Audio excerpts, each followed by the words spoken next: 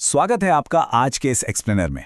देखिए, गर्मियों की छुट्टियों का मतलब ही होता है बीच पर जाना, समंदर की लहरों के साथ मौज मस्ती करना, राइट?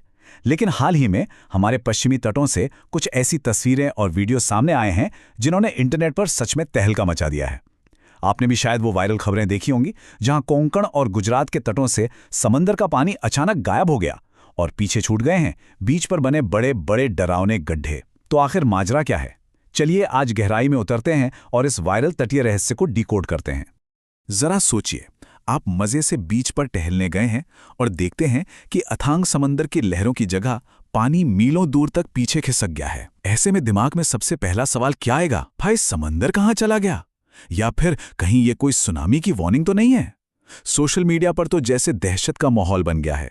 बड़े बड़े गड्ढे और गायब होता पानी देखकर लोगों के मन में डर बैठना एकदम स्वाभाविक है। और ये कोई छोटा मोटा बदलाव नहीं है। 1000 फुट। जी हाँ, गुजरात के सूरत में डूमस बीच पर जब टूरिस्ट पहुंचे तो उन्हें पानी दिखाई नहीं। समंदर का पानी लिटरली 1000 फुट से भी ज्यादा पीछे जा चुका था। इमेजिन करके देखिए, कुछ ही घंटों पहले जहां अच्छा खासा पानी था वहां से समंदर अचानक ऐसे गायब हो जाए तो कोई भी हैरान रह जाएगा ना। इस एक आंकड़े ने लोगों की बेचैनी को बिल्कुल चरम पर पहुंचा दिया। तो चलिए सबसे पहले बात करते हैं इन नाटकीय तटीय बदलावों की जो गुजरात से लेकर कोंकण तक देखने को मिले हैं। अगर हम सिंधुदुर्ग के तोंडवली बीच की पुरानी और नई स्थिति को देखें तो फर्क बिल्कुल साफ और चौंकाने वाला है। आमतौर पर हम क्या देखते हैं? एकदम चकाचक समतल रेत वाला एक शांत और खूबसूरत किनारा। लेकिन मानसून आने से ठीक पहले उग्र लहरों और तूफानी हवाओं ने इस शांत तट का नक्शा ही बदल दिया। रेत का भयंकर कटाव हुआ है, जमीन धंस गई है और वहां बड़े बड़े गड्ढे बन गए हैं। सच कहूं तो पहली नजर में ये किसी को भी डराने के लिए काफी है। लेकिन यहाँ एक कैच है। ये जो पानी का पीछे हटना है ना, ये सिर्फ रेत के कटाव का नतीजा नहीं है। डूमस बीच और खंबात की खाड़ी के पास जो हुआ वो दरअसल एक एक्सट्रीम लो टाइड था। मतलब जब समंदर का पानी अपने नॉर्मल लेवल से बहुत ज्यादा नीचे चला जाता है तो रेतीली जमीन का एक बहुत बड़ा हिस्सा बाहर आ जाता है। जो जगह कुछ देर पहले लहरों से ढकी थी वो अचानक एक विशाल रेतीले मैदान में बदल जाती है। और यही वो इल्यूजन है जिससे लगता है कि समंदर सूख गया है। अब आते हैं सबसे अहम हिस्से पर, वैज्ञानिक कारण, मिथक बनाम वास्तविकता। इंटरनेट की अफवाहों को साइड में रखते हैं और समझते हैं कि ओशनोग्राफी यानी समुद्र विज्ञान इसके बारे में क्या कहता है। पता है, इस पूरी घटना के लिए लोकल्स के पास एक बहुत ही सटीक और पुराना शब्द है, करसोपड़न। जी हाँ, करसोपड़न।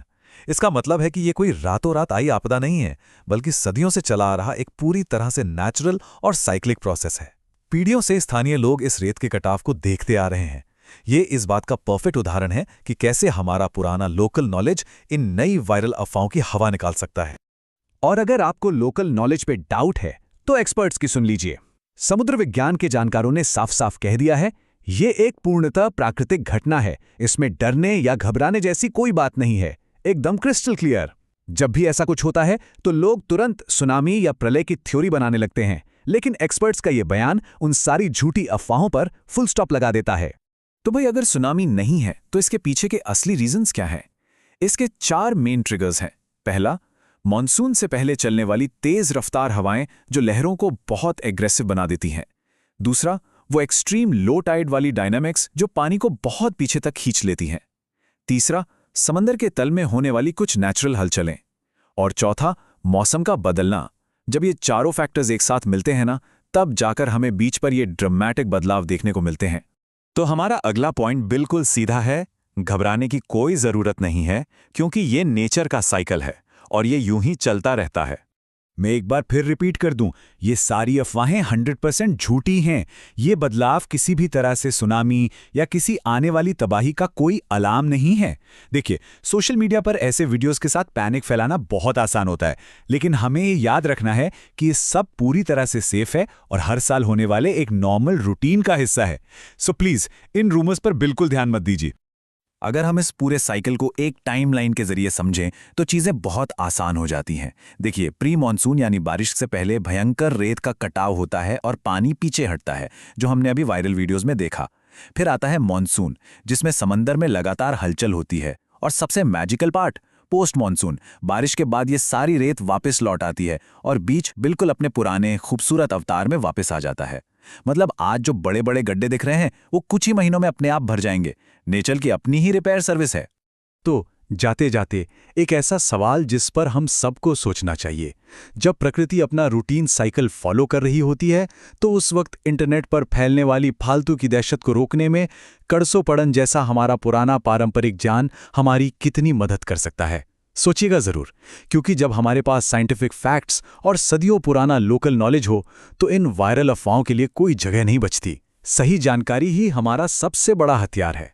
आज के इस एक्सप्लेनर में मेरे साथ जुड़ने के लिए बहुत बहुत शुक्रिया।